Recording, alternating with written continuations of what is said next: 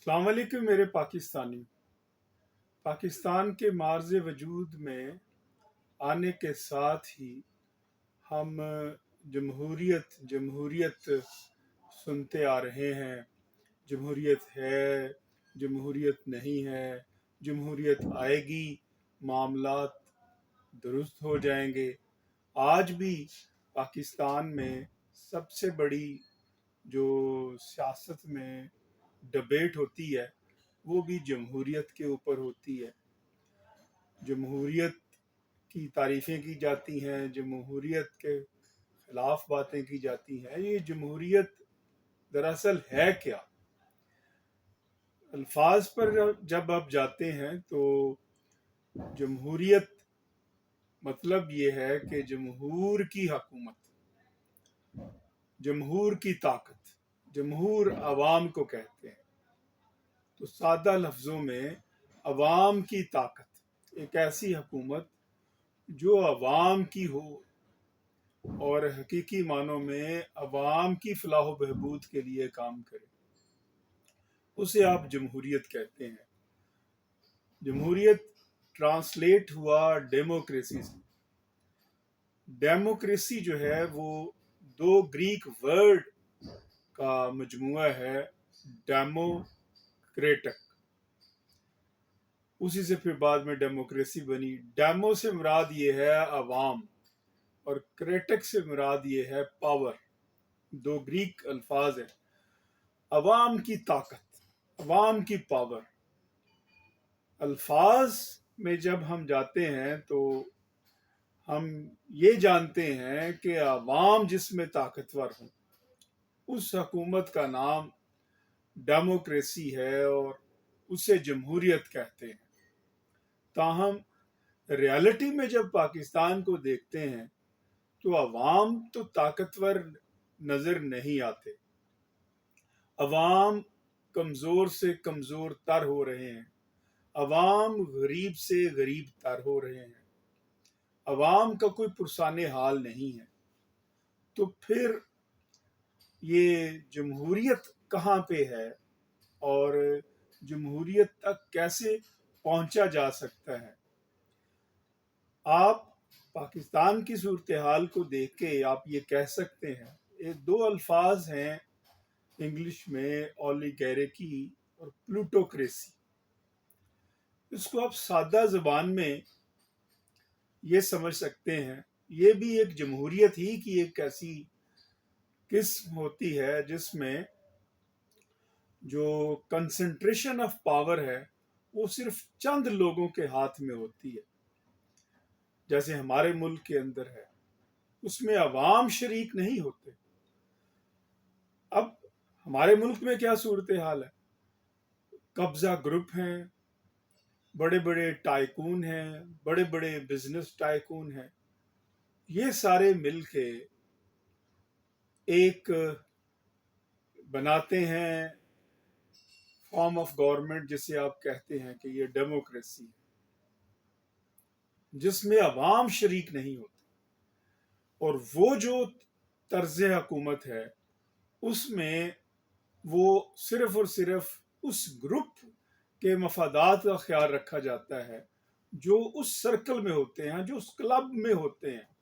اس میں 10 گروپ ہو سکتے ہیں، 15 گروپ ہو سکتے ہیں، 20 گروپ ہو سکتے ہیں۔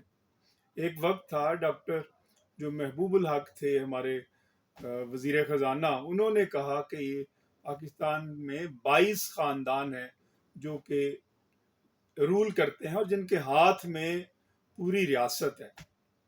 اب یہ اسی کی کنٹینیوٹی ہے جو ہم دیکھتے ہیں آج بھی، کہ طاقت جو ہے وہ چند ہاتھوں میں مذکور ہے اور طاقت عوام تک نہیں پہنچی اور عوام کو ڈیلیور نہیں ہوئی۔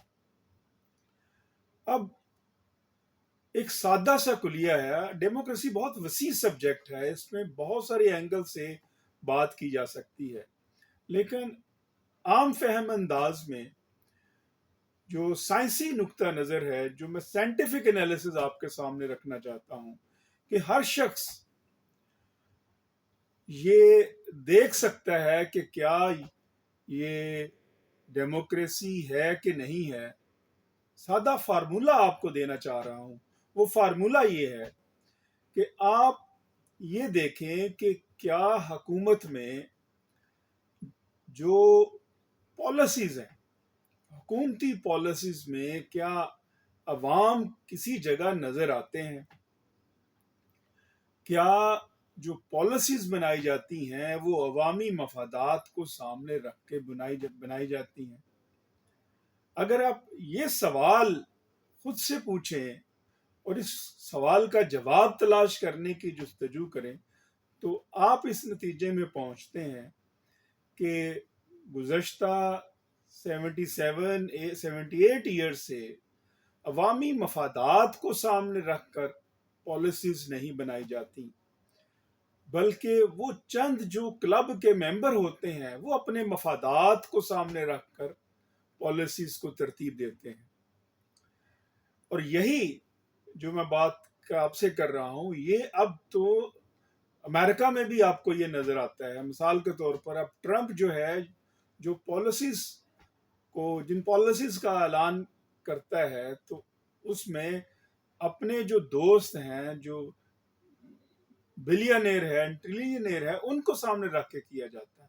ایلون مسک اور باقی سارے جو ان کی پوری ایک کلب ہے، کیونکہ کسی ایک فیصلے سے وہ کروڑوں اربوں روپے ان کی جیبوں میں چلے جاتے ہیں۔ اسی طرح ہمارے ملک کے اندر جو پالیسی بنتی ہے، اس ایک پالیسی سے جو حکومت میں بیٹھنے والے لوگ ہیں وہ اربوں خربوں اس سے فائدہ اٹھاتے ہیں، اور لہذا اسے آپ اولیگارکی، جیسے میں نے لفظ آپ کے سامنے رکھا کہ چند لوگوں کی حکومت ہے عوام کے اوپر، اور یہ چند جو گروپ ہیں یہ کیا کرتے ہیں، یہ عوام سے چھینتے ہیں اور چند لوگوں میں تقسیم کر دیتے ہیں۔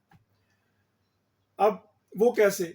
اب جیسے ہمارے بلوں پہ، خواہ وہ بجلی کے بل ہیں، گیس کے بل ہیں، پانی کے بل ہیں، اس پہ جتنا بھی ٹیکس ہے، وہ ٹیکس جو ہے، وہ سارا پیسہ جو جمع ہوتا ہے، یہ چند گروپ اوپر بیٹھ کے فیصلہ کرتے ہیں کہ یہ سارا پیسہ کہاں پہ خرچ ہونا ہے۔ مثال کے طور پر چیف منسٹر یہ فیصلہ کرتا ہے یا کرتی ہے کہ یہ تمام پیسہ جو ہے وہ میرے گھر پہ اوپر خرچ ہوگا، کیونکہ فیصلہ تو چیف منسٹر نے کرنا ہے، تو وہ ہمارے بلوں کا پیسہ وہاں پہ خرچ ہو جائے گا ان کے گھر کے اوپر۔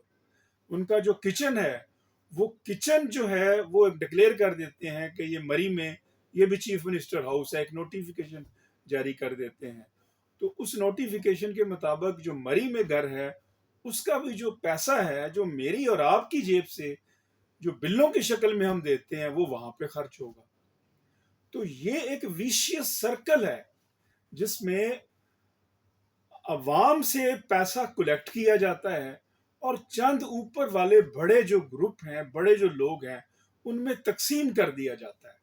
ابھی حال ہی میں ورکرز ویلفیئر بورڈ، میں چونکہ عرصہ 20-25 برس سے مزدور تحریک کے ساتھ جڑا ہوا ہوں، ابھی حال ہی میں کیا کیا ہے چیف منسٹر نے، پنجاب نے، کہ کوئی 20 ارب سے زیادہ پیسہ جو ورکرز ویلفیئر بورڈ میں جو مزدوروں کے بچوں کے اسکالرشپ کا پیسہ ہے، جو مزدوروں کی جو بچیاں ہیں ان کی میرج گرانٹ کا پیسہ ہے، جو مزدور جو فوت ہو جاتے ہیں ان کی ڈیتھ گرانٹ کا پیسہ ہے، اور وہ جو مزدوروں کے بچے پڑھتے ہیں ان کے اسکالرشپ کا پیسہ ہے، جس کا واحد مقصد صرف مزدوروں کی ویلفیئر ہے، وہ سارے کا سارا پیسہ اب وہ اپنے جو M N A M P As ہیں ان میں تقسیم کیا جا رہا ہے۔